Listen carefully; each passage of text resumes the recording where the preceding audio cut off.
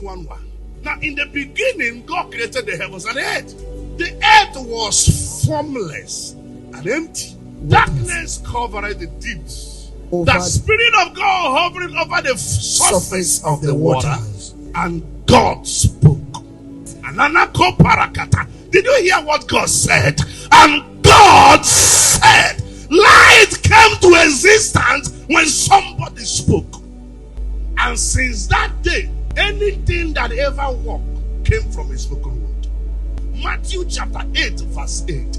The man said to Jesus, don't come to my house, speak a word.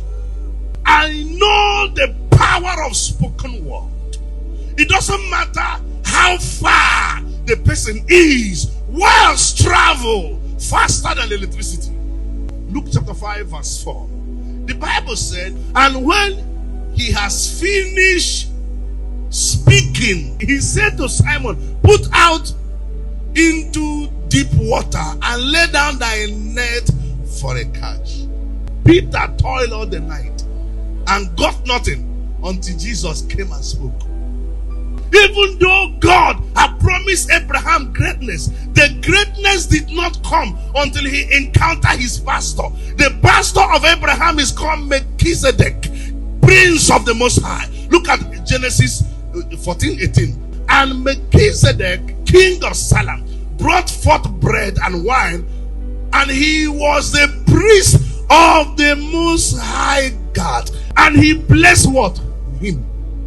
That was the man God had pronounced blessing upon in Genesis chapter 12. But the blessing did not manifest until he encountered his pastor, who spoke into his life. And the Bible says he blessed him and said, blessed be Abraham of the Most High God, possessor.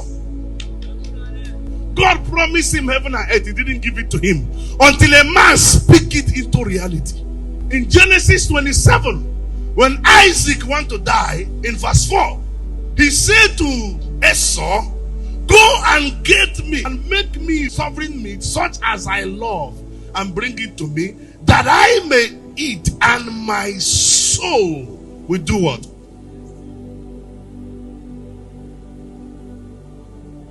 Abraham was blessed by Melchizedek. He gave him tithe. Now Isaac, the seed that came through that blessing, when he died, he said to his son, go and bring me something. Let me eat and bless you. If you don't have anybody that will speak into your life, you're a mirage. Now, Genesis 48, look at Jacob.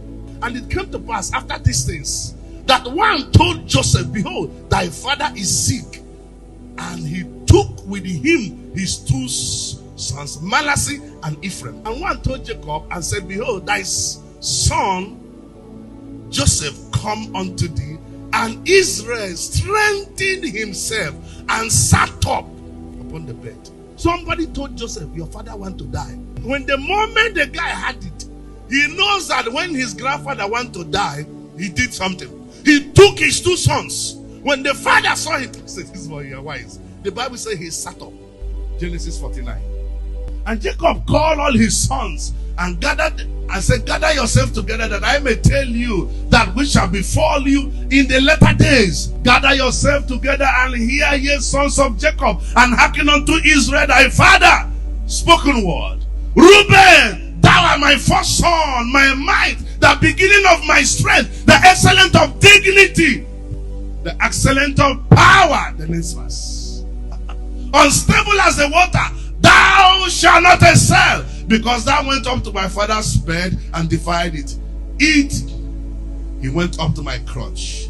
Simeon and Levi are brethren. Instrument of cruelty are in their inhabitation. Oh, my soul, come not thou into their secret. Unto the assembly, my honor, be not thou united. For in their anger they slew a man, and in their sinful will they dug down. So Simeon and Reuben, their father used mouth, pieces their destiny. The moment he saw the children of Joseph, Manasseh and Ephraim, he said, wow, this is an opportunity to replace my first son and my second son.